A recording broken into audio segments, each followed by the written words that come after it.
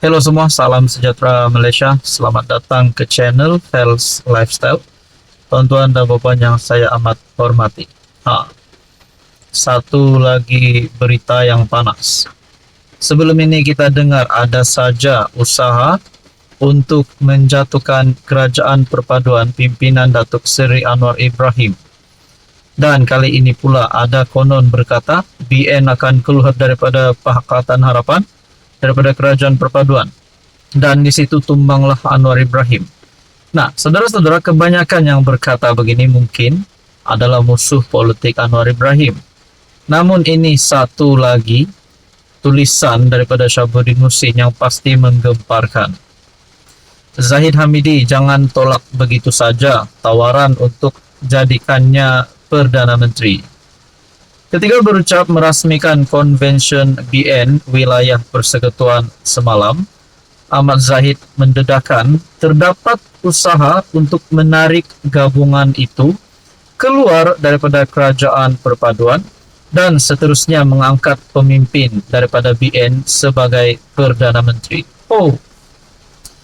Macam mana BN memberikan ataupun menaikkan calon PM mereka sekiranya mereka tidak dapat menubuhkan kerajaan?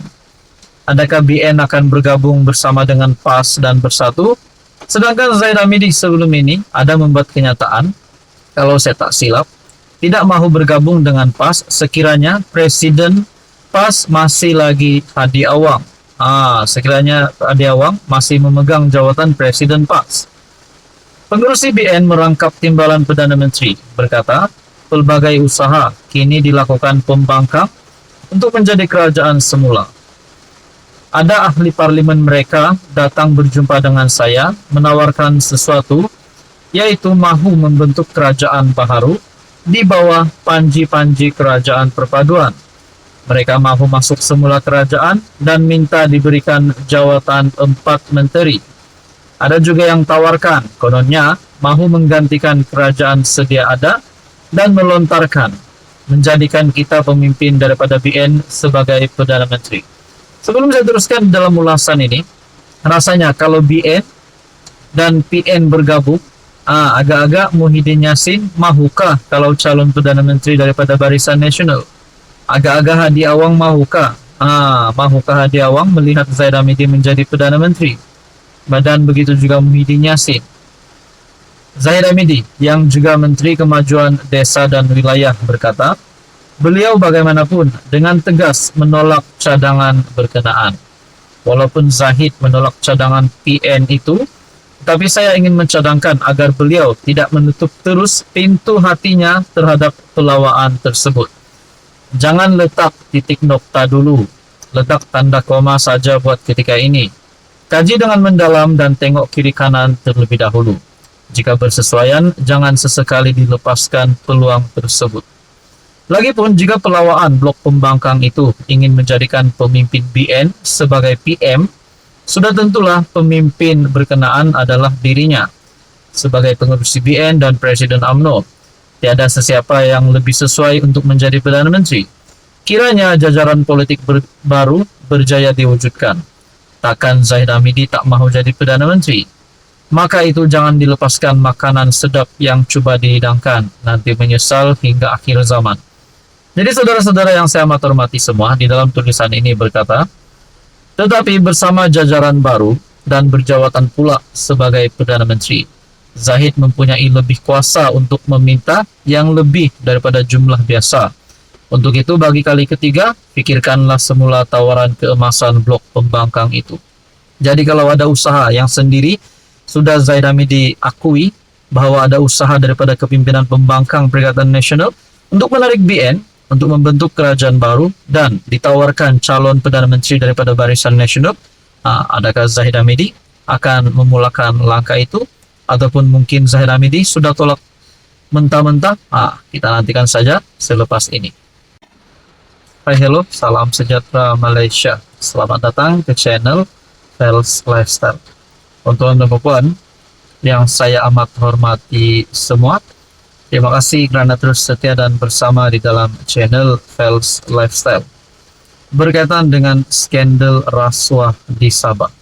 rupanya rakyat Sabah dan mungkin malahan seluruh Malaysia tertanya-tanya apa perkembangan terkini berkaitan skandal rasuah yang berlaku di Sabah ini. Antara persoalan yang paling utama adalah siapakah sebenarnya dalang utama di dalam skandal rasuah ini. Saudara-saudara, saya melihat dalam satu sumber melalui Facebook. Saya tak pasti ini adalah sumber yang benar ataupun sumber yang palsu, tapi saya hanya ingin memberikan perkongsian ini kepada Anda. Jadi, saudara-saudara, ini tidak semestinya tepat dan benar. Tapi di dalam gambar yang saya lihat ataupun sumber yang saya lihat ini, Adun Sabah yang didakwa terlibat skandal rasuah dan salah guna kuasa. Dua nama teratas adalah Ketua Menteri Sabah sendiri, Haji Jinor, dan yang kedua, Menteri Kewangan Sabah, Masidi Manjun. Diikuti dengan beberapa nama di bawah. Tapi saya akan sampaikan ataupun saya akan dedahkan nama-nama ini selepas saya ingin mengulas berkaitan dengan status Ketua Menteri Sabah dan juga Menteri Kewangan. Sekiranya benar Menteri Kewangan dan juga Ketua Menteri Sabah, Haji Jinor dan Masidi Manjun terlibat di dalam skandal rasuah ini, layaklah mereka untuk dipecat. Nah, itu pada pandangan saya. Kenapa saya kata layak dipecat? Sebab rakyat Sabah tidak mahu pemimpin yang kotor. Coba komen sedikit tentang pemimpin yang kotor. Rakyat Sabah ataupun mana-mana penonton video ini, adakah Anda suka dengan pemimpin yang kotor? Itu kalau dua nama besar ini memang bersalah. Dan diikuti dengan beberapa nama, Yusof Yaakob Adun Sindumin, Rubin Balang Adun Kemabong, Arsyad Bistari Adun Tempasuk, Syahilmi Yahya, Timbalan Ketua Menteri 3, Gulam Han Adun Kawang, Jasni Daya Adun Pidalit, Andi Suryadi Adun Tanjung Batu, Samad Jamri Adun Labuk, dan Sofian Nair SUTMOF.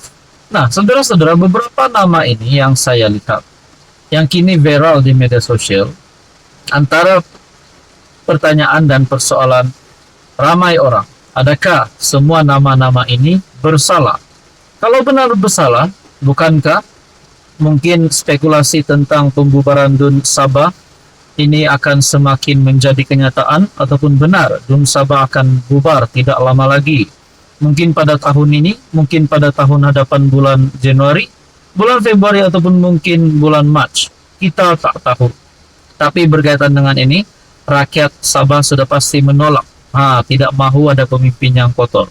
Jadi, antara persoalannya, kalau saja nama-nama besar ini terlibat dengan skandal rasuah di Sabah, adakah SPRM akan bertindak dengan lebih agresif, mungkin menyerbu, mungkin ayalah mana-mana pihak berkuasa untuk mengenakan tindakan undang-undang terhadap mana-mana perasuah. Jadi saudara-saudara, berkaitan dengan status Haji J sebagai Ketua Menteri pula, adakah dalam bahaya? Karena beberapa komen yang saya lihat di dalam video saya sebelum ini berkata ramai calon Ketua Menteri yang layak. Syafiq Apdal, ada yang mencalonkan YB Munira, ada yang mencalonkan Jeffrey Kitingan, ada yang mencalonkan Bung Mokhtar, ada juga yang memberi nama, mungkin beberapa nama yang besar juga. Jadi saudara-saudara yang saya hormati, sekiranya Haji Jinor sebagai Ketua Menteri Sabah terlibat dengan skandal ini, adakah beliau akan digulingkan dan DUN Sabah akan bubar untuk memberikan laluan kepada pilihan raya negeri Sabah? Tonton teruskan bersama di dalam channel ini.